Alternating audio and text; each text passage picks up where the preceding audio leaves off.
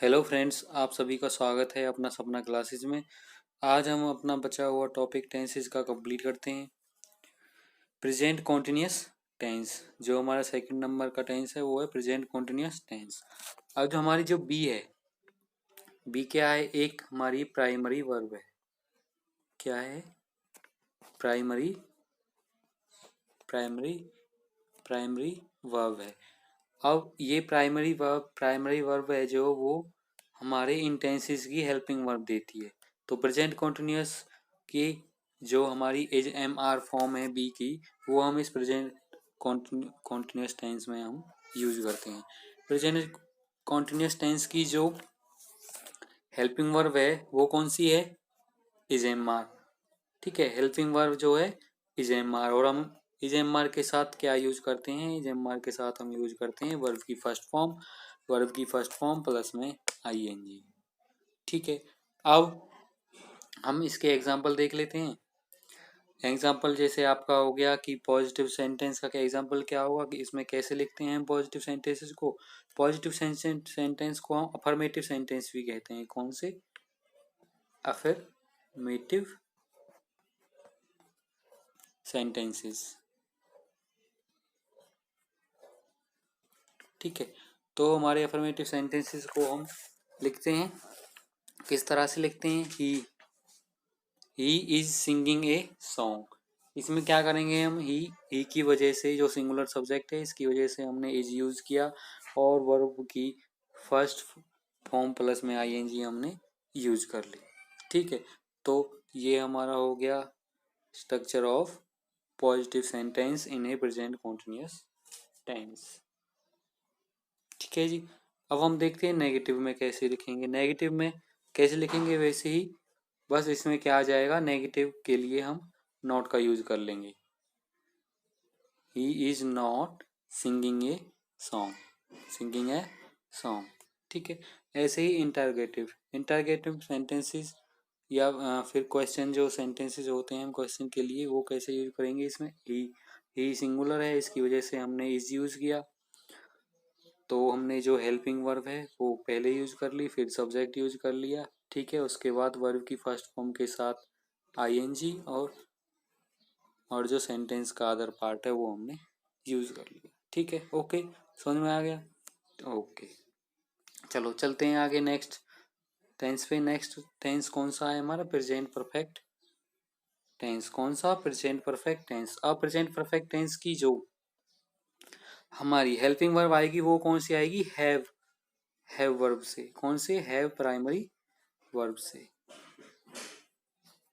अब हैव की हम कौन सा फॉर्म यूज करेंगे? इसमें हम हैव की हैज और हैव फॉर्म यूज कर लेंगे। ठीक है, तो इसकी हेल्पिंग वर्ब क्या हो गई? हैज हैव, और इसके साथ प्लस में हम क्या यूज करते हैं? वर्ब की थर्ड फॉर्म। क्या यूज करते हैं? हैज हैव प्लस वर्ब की थर्ड फॉर्म। ठीक है, हैज आपका हम यूज करते हैं सिंगुलर के लिए जब हमारा सब्जेक्ट सिंगुलर हो, और हैव कब यूज करते हैं? जब आपका सब्जेक्ट प्लूरल हो। कौन सा? प्लूरल सब्जेक्ट हो। प्लूरल सब्जेक्ट के लिए हम क्या यूज करते हैं? हैव। ठीक है, अब हम इसके एग्जांपल देख लेते हैं। ही हैज संग ए सॉन्ग, ये आपका पॉजिटिव सेंटेंस हो गया। ही हैज नॉट संग ए सॉन्ग, ये आपका नेगेटिव सेंटेंस हो गया। नॉट आपका नेगेटिव बना रहा है। फिर हैज, ये हैज हमने हेल्पिंग वर्ब आगे यूज की है, इसलिए ये आपका इंटरगेटिव सेंटेंस हो गया। तो हैज ही संग ए सॉन्ग। ठीक है, ये आपकी संग जो आपकी हो गई आपकी वर्ड की थर्ड फॉर्म, आपका ये इंटरगेटिव सेंटेंस हो गया। इसमें हैज ही संग अ सॉन्ग। ठीक है, हो गया कंप्लीट। आ गया समझ में? तो हमें सिर्फ पहचानना होता है कि जो हमारा सेंटेंस लिखा हुआ है वो कौन से टेंस में लिखा हुआ है, या फिर किसी भी टेंस में हम सेंटेंस को कैसे लिखते हैं, ये यहाँ से हम पता कर सकते हैं। ठीक है, ये हमारे लिए बहुत ज़रूरी है कि उसका हेल्पिंग वर्ब और वर्ब दोनों हमें पता होना चाहिए, और उसमें स्ट्रक्चर क्या होता है सेंटेंसेस का, वो मैं आपको साथ साथ दिखा रहा हूँ। ठीक है, अब आपका क्या हो गया? Past indefinite tense. पास्ट की वजह से हम बी की कौन सी फॉर्म यूज करेंगे? बी की फॉर्म यूज करेंगे पास्ट में, ठीक है। अब क्योंकि ये इंडेफिनिट है, इंडेफिनिट में हम किसकी फॉर्म यूज करते हैं, डू की, तो डू की पास्ट फॉर्म कौन सी होगी, डिड। तो इसमें हम हेल्पिंग वर्ब की तरह क्या यूज करेंगे, डिड। इसमें हम यूज करेंगे मेन वर्ब को सेकंड फॉर्म में, और हेल्पिंग वर्ब की तरह हम डिड को यूज करेंगे, ठीक है। अब देखो पॉजिटिव सेंटेंस हम कैसे बनाएंगे, ये हो गया आपका सब्जेक्ट, प्लस ये हो गया आपका वर्ब की सेकंड फॉर्म, ए सॉन्ग, ये आपका सब्जेक्ट का अदर पार्ट हो गया, ठीक है। तो ये सेकंड फॉर्म में आपका, इसे ऑब्जेक्ट भी कह सकते हैं, ठीक है। पॉजिटिव पार्ट हम ऐसे लिखते हैं इसमें पास्ट इंडेफिनिट टेंस में। अब नेगेटिव में कैसे लिखेंगे, नेगेटिव है तो उसमें हमें हेल्पिंग वर्ब यूज करनी पड़ेगी, क्या, डिड। हेल्पिंग वर्ब हमें डिड यूज करनी पड़ेगी। नेगेटिव है तो उसमें नॉट हम यूज कर लेंगे, जैसे जैसे इसमें स्ट्रक्चर दिखाया हुआ है कि नेगेटिव और इंटरोगेटिव सेंटेंसेस में हम डिड का यूज करते हैं, किसमें, पास्ट इंडेफिनिट टेंस में, और उसके साथ वर्ब की फर्स्ट फॉर्म का यूज करते हैं, ठीक है। अब इंटरोगेटिव सेंटेंस का एक वो लेते देते हैं हम एग्जांपल। इसमें क्या है, डिड, डिड हमारी हेल्पिंग वर्ब सबसे पहले यूज हो गई, उसमें उसके बाद आपका सब्जेक्ट, उसके बाद आपकी वर्ब की फर्स्ट फॉर्म, ठीक है। ये सब्जेक्ट का, ये सेंटेंस का आपका अदर पार्ट हो गया, ठीक है। तो हेल्पिंग वर्ब हम सबसे आगे लिख देते हैं, इसमें हम हेल्पिंग वर्ब यूज करते हैं डिड, ठीक। अब नेक्स्ट आपका पास्ट कॉन्टिन्यूअस टेंस, क्या, past continuous tense. Past continuous tense में हम बी की फॉर्म यूज करेंगे, बी की, बी हमारी प्राइमरी वर्ब होगी। इसकी बी की फॉर्म क्या थी, इज एम आर, वो हमने किस में यूज कर ली थी, प्रेजेंट कॉन्टिन्यूअस टेंस में।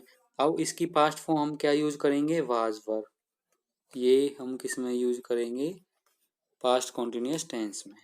और हमारी इज एम आर हमने कर ली थी प्रेजेंट कॉन्टिन्यूअस टेंस में यूज, ठीक है। अब इसमें हम क्या यूज करते हैं, वाज वर के साथ वर्ब की फर्स्ट फॉर्म और उसके साथ आईएनजी, ठीक है। कैसे यूज करेंगे, वाज वर प्लस वर्ब की फर्स्ट फॉर्म प्लस में आई, ठीक है, प्लस। अब हम इसमें देख लेते हैं कि सेंटेंस कैसे लिखते हैं, he subject, was verb, helping verb, singing main verb हो गई आपकी, वर्ब की कौन सी फॉर्म हो गई, फर्स्ट फॉर्म प्लस में आईएनजी, ठीक है। और ये आपका ए सॉन्ग, इसका अदर पार्ट हो गया, ऑब्जेक्ट हो गया। इंटरोगेटिव सेंटेंस में क्या है, हेल्पिंग वर्ब सबसे आगे यूज होगी, ठीक है। हेल्पिंग वर्ब सबसे आगे, फिर सब्जेक्ट, फिर आपकी वर्ब की फॉर्म, उसके बाद आपका ए सॉन्ग, ये आपका ऑब्जेक्ट हो गया या फिर अदर पार्ट हो गया सब्जेक्ट का, ठीक है। आगे समझ में, इस तरह से हम किस में लिखते हैं, पास्ट कॉन्टिन्यूअस टेंस में। अब नेक्स्ट करते हैं हम past perfect tense. Past perfect tense, past का जो परफेक्ट टेंस है, तो इसमें हम किसकी, हेड की फॉर्म यूज करेंगे। परफेक्ट में हम किसकी यूज करते हैं, हेड की फॉर्म। अब हेड की हमें पास्ट फॉर्म यूज करनी है, तो उसमें हम यूज कर लेंगे हेड और वर्ब की थर्ड फॉर्म, ठीक है। हेड प्लस में वर्ब की थर्ड फॉर्म, ओके। अब इसमें हम कैसे लिखते हैं सेंटेंस को, वो आपका सब्जेक्ट हो गया, प्लस में हेड आपकी हेल्पिंग वर्ब हो गई, संग आपका वर्ब की थर्ड फॉर्म हो गई, ए सॉन्ग आपका अदर पार्ट हो गया सब्जेक्ट का, ओके। ये आपका कौन सा हो गया, पॉजिटिव, कौन सा है, पॉजिटिव सेंटेंस। अब आपका नेगेटिव सेंटेंस देखते हैं। नेगेटिव सेंटेंस में आप नॉट जोड़ देंगे, हेल्पिंग वर्ब के बाद ये हेल्पिंग वर्ब, ठीक है। ये आपकी होगी वर्ब की थर्ड फॉर्म, तो वर्ब की थर्ड फॉर्म और हेल्पिंग वर्ब के बीच में हम क्या जोड़ देंगे, नॉट को प्लस कर देंगे, ठीक है।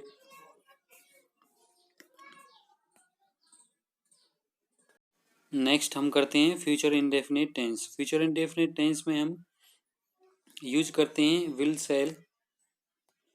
Cell as helping verb. Will shall हम यूज करते हैं हेल्पिंग वर्ब की तरह, और इसमें वर्ब की फर्स्ट फॉर्म का यूज किया जाता है। अब हमें ये सबसे पहले ये पता होना चाहिए कि विल सेल को हम कहाँ कहाँ पे यूज करते हैं, विल और सेल का यूज हम पढ़ेंगे। अब और विल सेल को हम कैसे यूज करते हैं। फर्स्ट टाइप, अगर आपका एक्शन जो वो फिक्स नहीं है, अगर आपका एक्शन फिक्स नहीं है तो उसमें हम क्या करते हैं, सेल हम यूज करते हैं आई और वी के साथ नॉर्मल एक्शंस में, और जो विल है हम वो यूज करते हैं अदर सब्जेक्ट के साथ। आई वी को छोड़कर जो हमारे सब्जेक्ट बच गए बाकी, उन सभी के साथ हम विल यूज करते हैं। ठीक है। अब हमारा एक्शन फिक्स नहीं है, कब फिक्स नहीं होता एक्शन, जैसे हम किसी के इंटेंशन बताते हैं या किसी को ओपिनियन देते हैं, किसी के कोई अपना किसी के सामने अपनी इच्छा, जो हमारी फ्यूचर एक्शन है, फ्यूचर की जो इच्छा है वो अगर हम बताते हैं, या फिर हम किसी को विचार देते हैं, ओपिनियन देते हैं, तो उसमें हम यूज करते हैं आई और वी के साथ सेल। जैसे इसमें एक एग्जांपल दिया हुआ है कि आई cell bye a car, I cell bye a car, मैं एक कार खरीदूंगा। ठीक है, अब ये कोई फिक्स तो है ही नहीं, पैसा हो गया तो खरीद लूंगा, नहीं पैसा हुआ तो हमें नहीं खरीदेंगे। ऐसे ही नॉर्मल जो हमारे फ्यूचर एक्शंस हैं, जैसे my my friend my friend will come here tomorrow.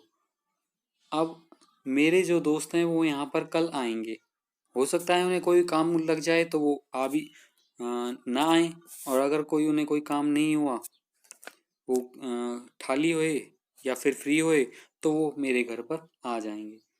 तो ये कोई एक्शन हमारा फिक्स नहीं है। अब सेकंड सेकंड अगर हमारा एक्शन जो है वो फिक्स होता है, एक्शन क्या होता है, फिक्स होता है, तो हम क्या यूज करते हैं, आई वी के साथ हम यूज करते हैं विल, और अदर सब्जेक्ट के साथ हम यूज करते हैं सेल। ठीक है, आ गया समझ में। अब फिक्स्ड एक्शन कब कब हो सकता है, जैसे जैसे कि आप किसी को प्रॉमिस कर रहे हो, क्या कर रहे हो, प्रॉमिस कर रहे हो।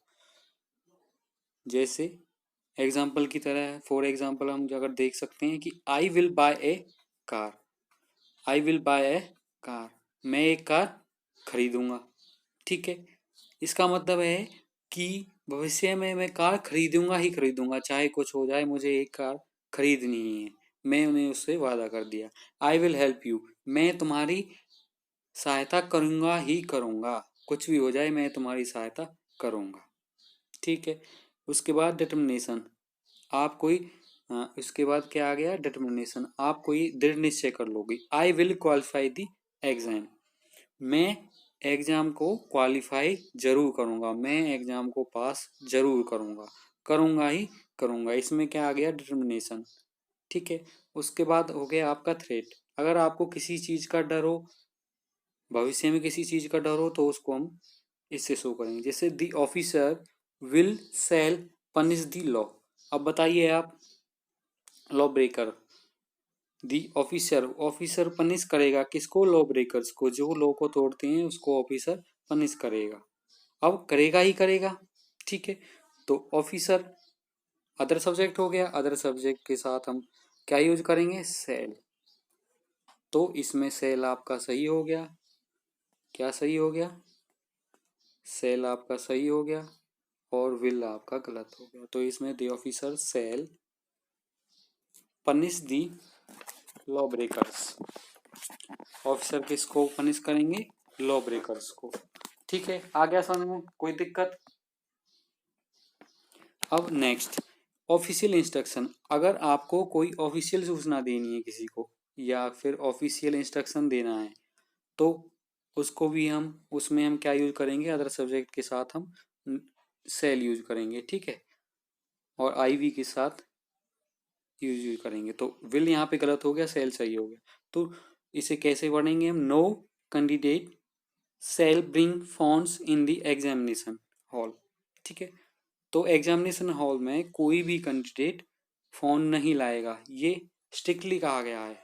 क्या है, ऑफिशियल इंस्ट्रक्शन है कि कोई भी कैंडिडेट फोन नहीं लाएगा। तो विल की जगह पे हम क्या यूज करेंगे, सेल यूज करेंगे। ठीक है, आ गया विल और सेल का यूज। अब हम देखते हैं कि अब इसमें फ्यूचर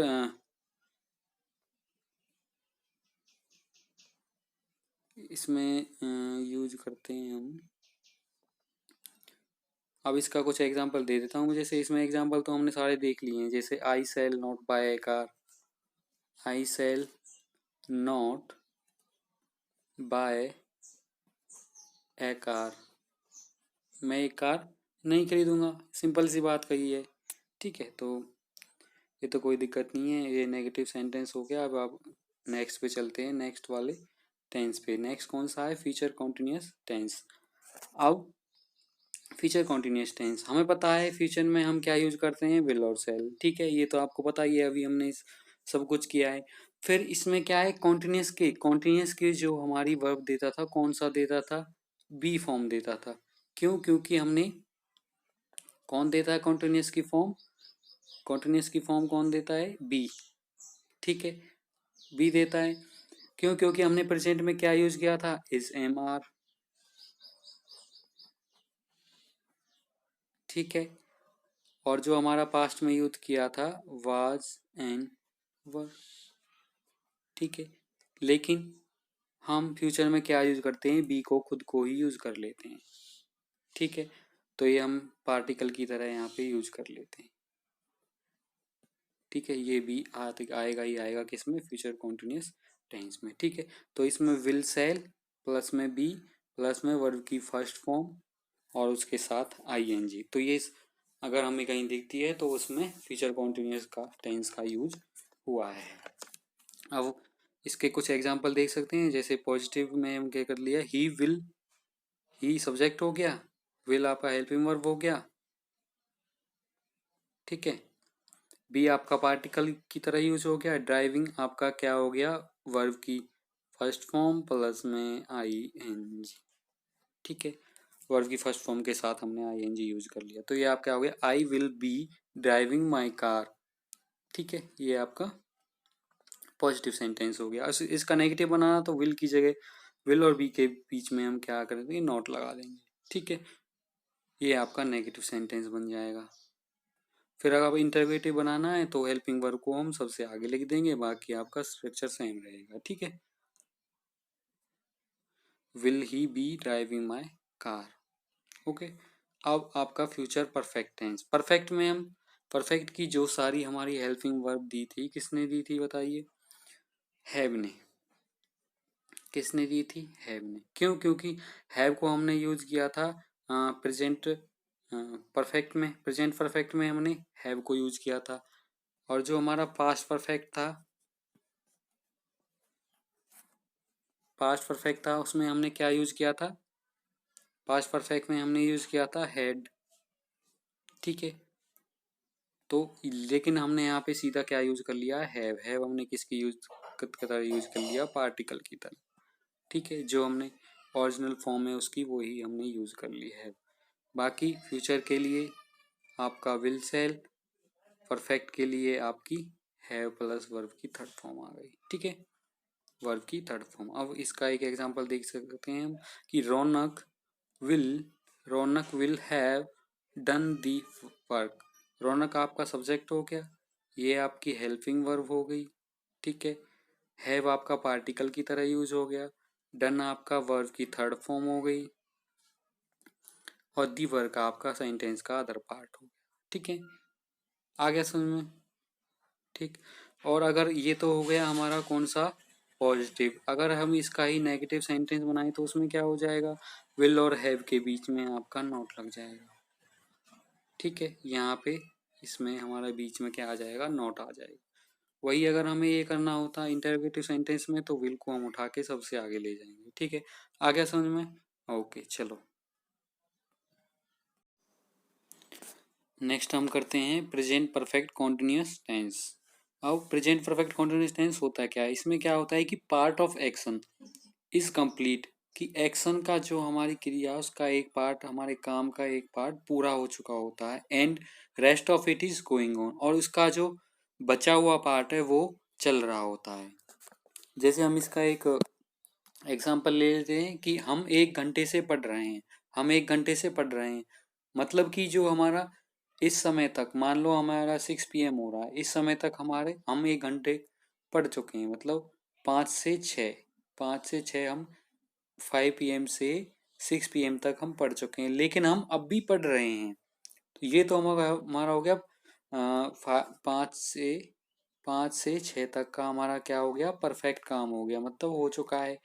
तो जो ये परफेक्ट काम हो चुका है, इसमें हम ये कंप्लीट हो गया है, ठीक है, ये कंप्लीट हो गया है। इसमें हम कोई इम्प्रूवमेंट नहीं कर सकते, क्योंकि हमने जैसा पढ़ा है, कम पढ़ा है, थोड़ा पढ़ा है, या मस्ती मतलब धीरे धीरे पढ़ा है, उसमें हम कोई इम्प्रूवमेंट नहीं कर सकते हैं। उसका हम सिर्फ इफेक्ट पढ़ सकते, उसका हम इफेक्ट क्या कर सकते हैं, फील कर सकते हैं। क्योंकि अगर हमने 1 घंटे पढ़ाई की है तो हमें कुछ थकान हो जाएगी आगे पढ़ने में, तो जो हमारा आगे का काम है उस पर उसका इफेक्ट पड़ सकता है, ठीक है, इफेक्ट उसका फील किया जा सकता है। फिर we have been reading for an hour, जो हम देख चुके हैं पहले ही, ये आपका सब्जेक्ट हो गया, ये आपकी हेल्पिंग वर्ब हो गई, ठीक है, बीन आपका पार्टिकल की तरह यूज हो गया, रीडिंग आपका V1 प्लस ING हो गया, फोर हम इसमें यूज करते ही हैं किसके लिए, टाइम के लिए, और ये हो गया हमारा टाइम स्पेन, ठीक है। तो इसका स्ट्रक्चर क्या होता है, हैज है प्लस बीन प्लस में वर्ब की first form plus ING, since and four plus में टाइम, जो भी हमें टाइम पीरियड दिया हुआ है या स्पेसिफिक टाइम दिया हुआ है, वो हम टाइम डिनोटिंग जो हमारे वर्ड है वो हम लास्ट में लिखते हैं, ठीक है। अब आगे, अब हमें सबसे पहले तो ये पता होना चाहिए कि सिंस और फोर का हम यूज़ कैसे करते हैं, कहाँ पर सिंस लगाते हैं, कहाँ पर फोर का यूज़ करते हैं, ठीक है। सिंस और फोर का यूज़ हम यहाँ पर देखेंगे। सबसे पहले अगर पॉइंट ऑफ टाइम दिया हुआ है, क्या दिया हुआ है, पॉइंट ऑफ टाइम दिया हुआ है, तो हम सिंस का यूज़ करते हैं। मतलब कि हमारे को स्पेसिफिक टाइम दिया हुआ है तो हम किसका यूज़ करते हैं, सिंस का यूज़ करते हैं, ओके। अब स्पेसिफिक टाइम कौन सा होता है, जैसे स्पेसिफिक टाइम कौन सा होता है, जैसे कोई डे वार दिया हुआ है, जैसे सिंस मंडे, सोमवार से, ठीक है। डेट डेट दी हुई है, कोई भी डेट हो, जैसे ईयर सिंस 1947, ठीक है, 1947 से ईयर दिया हुआ है, या वेदर दिया हुआ है, ठीक है, सिंस स्प्रिंग, सिंस समर, इस तरह से जो दिया हुआ है तो उसमें क्या हम यूज करते हैं, सिंस यूज करते हैं। अब जैसे पार्ट्स ऑफ द डे, हमारे दिन का कोई पार्ट दिया हुआ है, दिन का कोई भाग दिया हुआ है, जैसे कि सिंस मॉर्निंग सुबह से, सिंस इवनिंग शाम से, ठीक है। अगर कोई पार्ट हमारे किसी दिन का पार्ट, मतलब जो हमारा आज का दिन है उसका कोई पार्ट दिया हुआ है, तो वो हमारा हो गया सिंस यूज करते हैं, उसमें स्पेसिफिक टाइम हो गया हमारा। फिर स्टेज ऑफ लाइफ, लाइफ की जो स्टेज होती हैं उनको भी हम स्पेसिफिक मानकर चलते हैं, और उसमें हम सिंस का यूज करते हैं, जैसे सिंस चाइल्डहुड, बचपन से, सिंस अडल्टहुड, अडल्टहुड से, हम तो इसमें क्या यूज करेंगे, सिंस का यूज करते हैं, इसमें फोर का यूज नहीं किया जाता। फिर इसमें इवेंट और अकेजन, कोई अकेजन हो, ठीक है, कोई आयोजन हो या फिर कोई इवेंट हो, तो उससे रिलेटेड हमें कुछ बात कही गई है तो वो उसको हम सिंस से डिनोट करते हैं, जैसे सिंस होली, होली से, होली के बाद होली से रिलेट करके कोई हमें टाइम बताया हुआ है, ठीक है। सिंस दिवाली, दिवाली से, तो सिंस माई बर्थडे, कोई तो बर्थडे तो एक ही दिन आएगा, ऐसे थोड़े ना है कि पिछले 1 महीना उसमें बर्थडे ही चल रहा है, ठीक है। जैसे सिंस बर्थडे, मेरे बर्थडे से, सिंस माई बर्थडे, मेरे बर्थडे से, ठीक है। इस तरह से हम देख लेंगे। फिर आपका हो गया फोर, फोर का यूज हम देखते हैं। फिर पीरियड ऑफ टाइम, अगर हमें जो टाइम का एक टाइम पीरियड दिया हुआ है, मतलब कि टाइम पीरियड की एक लेंथ दी हुई है, एक समय सीमा दी हुई है, तो वो हमारा सिंस फोर यूज करते हैं उसमें। क्यों, क्योंकि स्पेसिफिक टाइम हमें नहीं पता होता है, स्पेसिफिक टाइम दिया होता तो हम सिंस यूज करते हैं, अगर स्पेसिफिक टाइम नहीं दिया हुआ है, एक हमें टाइम पीरियड दिया हुआ है, तो उसमें हम फोर का यूज करते हैं। जैसे इंडेफिनिट टाइम है, फर्स्ट हो गया इंडेफिनिट टाइम, जैसे फॉर लॉन्ग टाइम, लंबे समय से। अब कौन से लंबे समय से, कितने लंबे समय से, पिछला लंबे समय या अगला लंबा समय, तो उससे हमें पता नहीं लगेगा, तो फोर हम यूज करेंगे इसमें, ठीक है। कौन सा लंबा समय, कितना लंबा समय। फिर numerical time word. Numeral time word.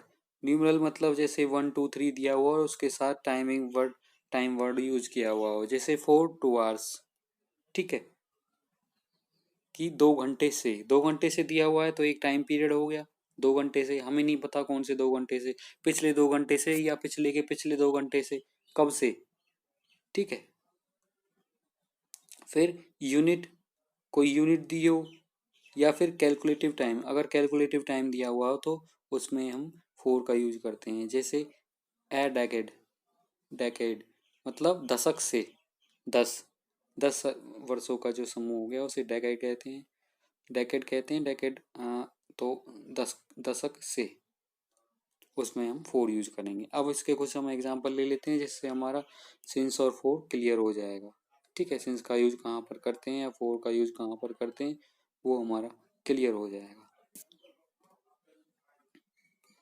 सबसे पहले हम देखते हैं लास्ट संडे, पिछले रविवार से। किससे? पिछले पिछले रविवार से, लास्ट संडे से। अब लास्ट संडे है तो पिछला रविवार तो पिछला, तो फिक्स टाइम हो गया, तो इसमें हम क्या यूज कर देंगे? सिंस लास्ट संडे, ठीक है। आ गया समझ में क्या हो गया? सिंस लास्ट संडे, ठीक है। उसके बाद ही वेंट टू ऑस्ट्रेलिया। अब जब वो ऑस्ट्रेलिया जाएगा तो कोई स्पेसिफिक टाइम ही तो होगा कि कब से कर रहे हैं, जब से वो ऑस्ट्रेलिया गया है तब से वहीं रह रहा है, तो since he went to Australia, जब से ऑस्ट्रेलिया गया है, तो ये सिंस हो गया, क्योंकि स्पेसिफिक पॉइंट ऑफ टाइम पे ही जाएगा, किसी एक दिन ही तो जाएगा, या फिर रोज जा रहा है, तो ऐसे नहीं कह सकते वेंट, जब वो गया है उसके बाद, ठीक है, बाद का समय। येस्टरडे, येस्टरडे जो हमारा बीता हुआ कल हो गया, तो येस्टरडे फिक्स टाइम हो गया, तो इसमें आ गया आपका सिंस, ठीक है, लास्ट डे। फिर सेंचुरी, सेंचुरी क्या है? 100 ईयर्स, 100 ईयर्स हो गई। अब 100 ईयर्स क्या है? कैलकुलेटिव हो गई, तो इसमें आपका 4 यूज होगा, ठीक है। फिर आपका 3 days एंड 4 nights, ये क्या है? कैलकुलेटिव टाइम हो गया। कैलकुलेटिव टाइम है तो इसमें हम आपका 4 यूज करेंगे, ठीक है। कैलकुलेटिव टाइम हम पहले कर चुके हैं कि कैलकुलेटिव टाइम के हम के लिए क्या यूज करते हैं? 4 यूज करते हैं कैलकुलेटिव टाइम के लिए, तो इसमें क्या 3 days एंड 4 nights हो गया, तो ये आपका कैलकुलेटिव टाइम हो गया, ये आपका 4 हो गया, ठीक है। टाइम इमेमोरियल, ये क्या है? फिक्स टाइम हो गया। क्या हो गया? फिक्स टाइम हो गया, तो सिंस यूज करेंगे इसमें, क्योंकि टाइम जो हम भुला ना सकें वो हो गया सिंस, ठीक है। उसके बाद राहुल लेफ्ट दी कंपनी। अब राहुल एक बार ही तो छोड़ेगा कंपनी को, बार बार थोड़ा ना छोड़ेगा। राहुल लेफ्ट दी कंपनी, राहुल ने जब से कंपनी छोड़ी है, तो इसमें क्या हो गया? सिंस, क्योंकि फिक्स टाइम पे छोड़ी होगी, किसी एक दिन छोड़ी होगी, ठीक है। फिर 2 hours ऑन मंडे, सोमवार के 2 घंटे। अब कौन से घंटे हैं? सुबह के, शाम के, दोपहर के, नहीं पता, तो ये फिक्स नहीं हो गए 2 hours, तो ये आपका हो गया मंडे। तो आपका फिक्स हो गया, लेकिन उसके 2 घंटे तो फिक्स नहीं है। कौन से 2 घंटे? सुबह के, शाम के। मंडे तो आपका फिक्स हो गया, स्पेसिफिक टाइम हो गया, लेकिन 2 hours उसकी स्पेसिफिक टाइम नहीं है, सुबह का है, शाम का है, दोपहर का, तो उसमें हम क्या यूज करेंगे? 4 यूज करेंगे। फिर लास्ट वीक, पिछला सप्ताह, ठीक है, पिछले सप्ताह के बाद का समय, पिछले सप्ताह के बाद का समय,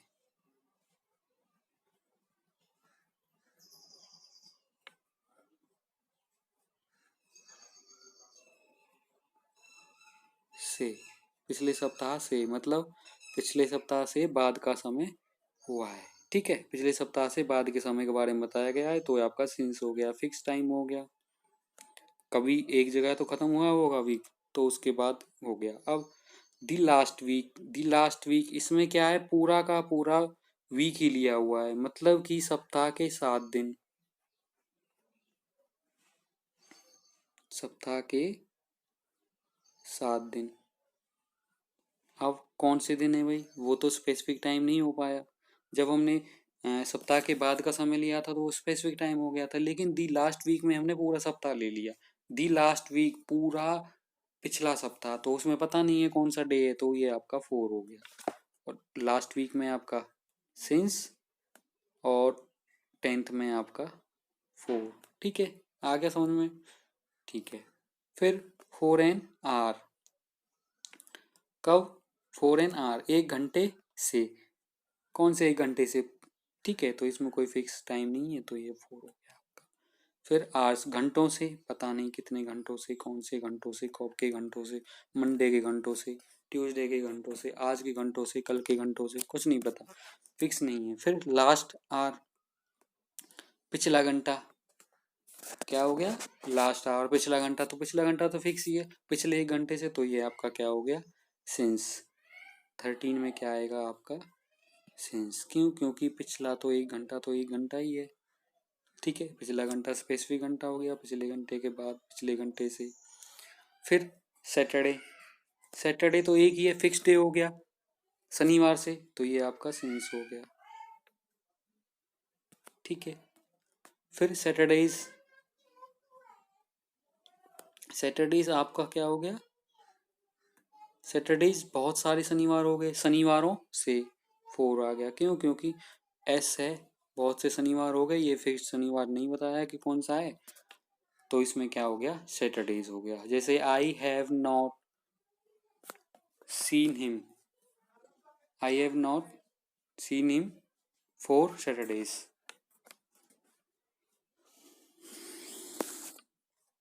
ठीक है, आगे चलते हैं, आगे क्या हो रहा नेक्स्ट। अब देखते हैं हम कैसे, समझ में आ गया? अब इसमें नेक्स्ट हम क्या चलते हैं, ये इसके आंसर दिए हुए हैं। ठीक है,